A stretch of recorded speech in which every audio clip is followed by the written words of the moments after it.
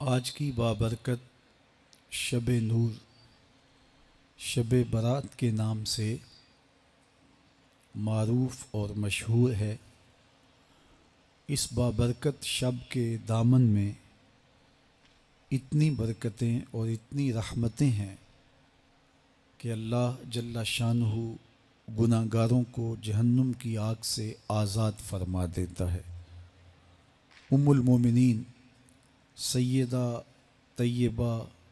طاہرہ سیدہ عائشہ صدیقہ رضی اللہ تعالی عنہا فرماتی ہیں، ایک دن میں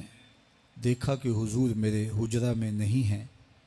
تو میں حضور کو تلاش کرنے نکلی۔ جنت البقیع میں آسمان کی طرف سر اٹھائے حضور اللہ سے التجائیں کر رہے تھے۔ مجھے دیکھا تو ارشاد فرمایا، آج لیلۃ النصف من شعبان، شعبان کی 15ویں رات ہے، درمیانی شب ہے۔ اس رات کو اللہ تعالی جل شانہ آسمان دنیا پہ نزول اجلال فرماتا ہے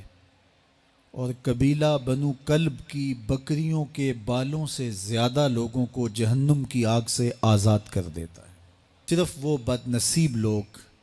جو شرک میں مبتلا ہیں، جو سخت کینہ پرور ہیں، جو قطع رحمی کرتے ہیں، قاتل ہیں، عادی شرابی یا بدکار ہیں،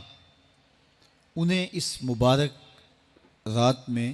محروم رکھا جاتا ہے، ورنہ اللہ کی رحمتوں کا عموم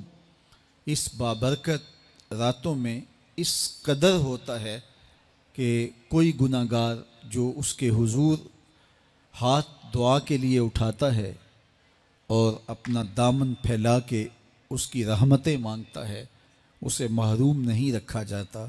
بلکہ اللہ سب گناہ گاروں کو جہنم کی آگ سے آزاد کر دیتا ہے۔ ایک روایت میں آتا ہے کہ اللہ لیلۃ النصف من شعبان، شعبان کی 15ویں رات کو آسمان دنیا پہ اپنی رحمتوں سے جلوہ گر ہوتا ہے اور فرماتا ہے کوئی رزق مانگنے والا، میں اس کی جھولیاں بھر دوں، ہے کوئی مغفرت طلب کرنے والا، میں اس کے گناہ معاف کر دوں، ہے کوئی مجھ سے عافیت مانگنے والا، میں اس کو عافیتوں سے نواز دوں، ہے کوئی فلاں چیز مانگنے والا، ہے کوئی فلاں چیز مانگنے والا، اس کی رحمتیں آواز دیتی ہیں، اور یہ آواز غروب آفتاب سے لے کر کے طلوع فجر تک مسلسل بندوں کو دی جاتی ہے، اور بندے اس کے حضور اگر دست طلب دراز کریں، اپنی جھولی پھیلائیں، تو اللہ تعالیٰ ان کو ان کے مانگنے سے بھی زیادہ عطا فرماتا ہے۔ اس امت کو اللہ تعالیٰ نے اس طرح کی راتیں دے کر کے مغفرت، بخشش، غفران اور رحمتوں، ایک شخص صبح سے لے کے ظہر تک مزدوری کرتا ہے، اس کو ایک قیراط ملتا ہے۔ ایک ظہر سے لے کر عصر تک مزدوری کرتا ہے، اس کا وقت تھوڑا ہے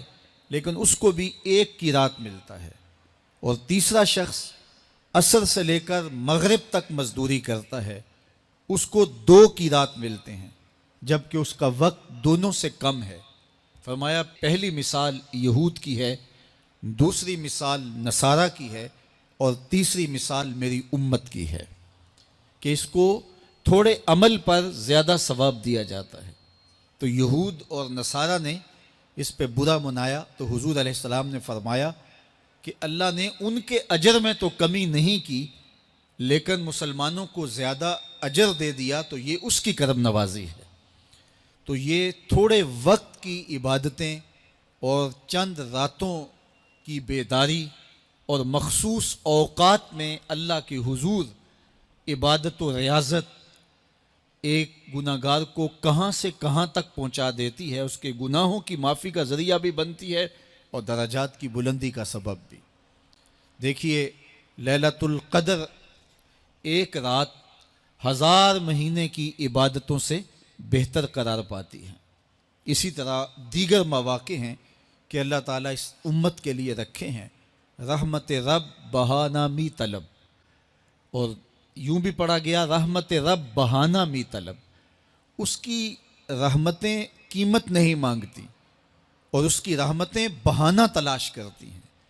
تو وہ اپنے بندوں کو بخشنے پہ آمادہ ہے اگر وہ اپنا دامن طلب پھیلائیں۔ قرآن مجید میں ایک مقام دیکھیے کتنا دل آویز ہے، فرمایا ما یفعل اللہ بعذابکم، اللہ تمہیں عذاب دے کے کیا کرے گا؟ اس کی یہ چاہت نہیں ہے کہ تمہیں عذاب میں مبتلا کرے، اس کی چاہت یہ ہے کہ تم اس کی چوکھٹ پہ آؤ، جھولی پھیلاؤ، اس سے خیرات اور رحمت مانگو، اور وہ تمہارے ماضی کے سارے گناہ معاف کر کے، ساری غلطیاں معاف کر کے تمہیں اپنی رحمتوں سے مالا مال فرما دے۔ تو وہ بندوں کو بخشنے پہ، بندوں کی مغفرت کرنے پہ آمادہ ہے اور اس کی رحمتیں بہانے تلاش کرتی ہیں۔ اللہ اکبر۔